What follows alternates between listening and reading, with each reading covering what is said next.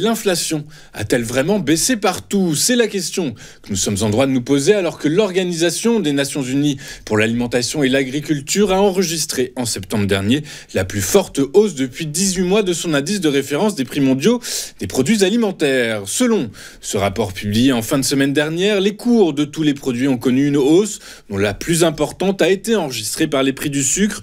Dans son suivi mensuel de l'évolution des prix des produits alimentaires, l'indice FAO s'est établi à une moyenne de 124,4 points en septembre, soit 3% de plus qu'au mois d'août et 2,1% de plus que sa valeur il y a une année. Dans le détail, le prix du sucre a gagné pas moins de 10,4% et ce en raison essentiellement de la détérioration des perspectives de récolte au Brésil et à l'inquiétude face à la décision de l'Inde de lever les restrictions sur l'utilisation de la canne à sucre pour produire de l'éthanol. Les prix des céréales ont eux augmenté de 3% sur un mois car le temps excessivement humide au Canada et dans l'Union européenne a suscité de nombreuses inquiétudes sur les marchés, une hausse qui aurait pu être bien plus importante si les quantités disponibles dans les pays de la région de la mer Noire n'avaient pas partiellement freiné cette augmentation.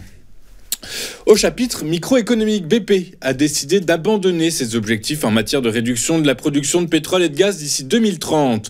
Lors de sa présentation en 2020, la stratégie de BP était la plus ambitieuse du secteur, avec l'engagement de réduire sa production de 40% tout en développant rapidement les énergies renouvelables, et ce d'ici 2030. Mais cette ambitieuse stratégie s'est heurtée à la réalité comptable et financière du groupe britannique. C'est la raison pour laquelle, dès février dernier, BP a revu à la baisse son objectif à 25%, les investisseurs s'interrogeant alors sur la capacité de l'entreprise à générer des bénéfices dans le cadre de la stratégie actuelle.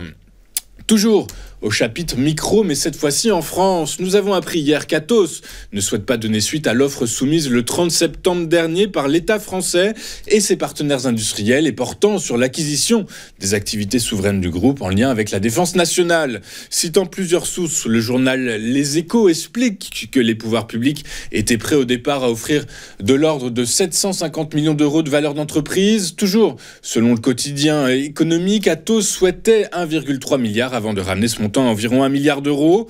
Le groupe informatique en difficulté a toutefois proposé de poursuivre les tractations et a indiqué avoir transmis à l'État français une nouvelle proposition compatible avec le plan de restructuration financière, ce à quoi Bercy a répondu avoir pris connaissance.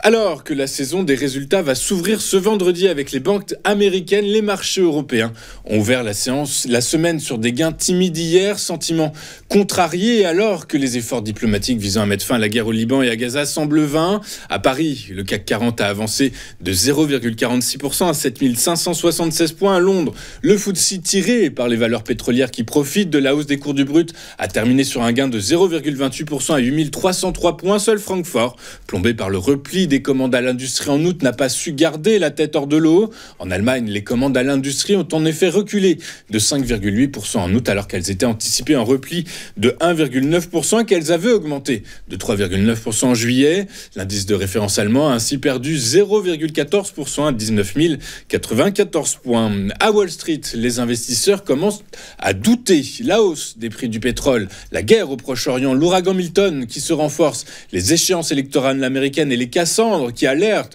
sur le retour de l'inflation sont autant de facteurs qui minent le moral des investisseurs américains. Le Dow Jones a reculé hier de 0,94 points à 41 954 points.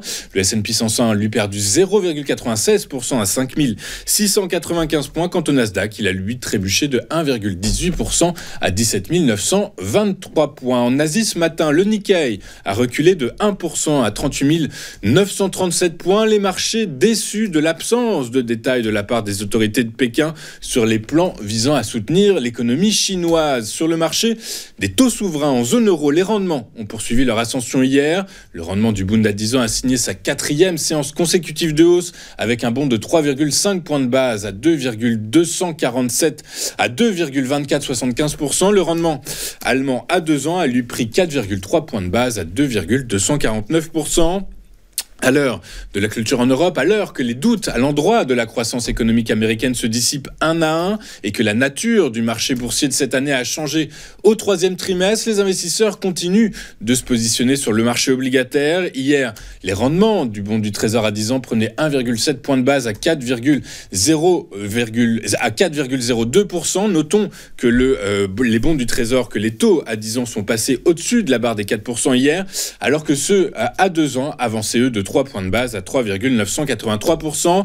Enfin, sur le marché pétrolier, suspendu à la géopolitique, les cours du baril de Brent ont clôturé hier au-dessus de $80. C'est une première depuis plus d'un mois, mais les craintes quant à une éventuelle escalade militaire soutiennent les cours actuellement. Je vous rappelle les propos du Premier ministre israélien 2 jours après l'attaque du 7 octobre dernier. Je le cite, « Nous allons changer le Moyen-Orient », a-t-il dit, et ce matin, nous avons appris que les combats entre Israël et le Hezbollah s'intensifient.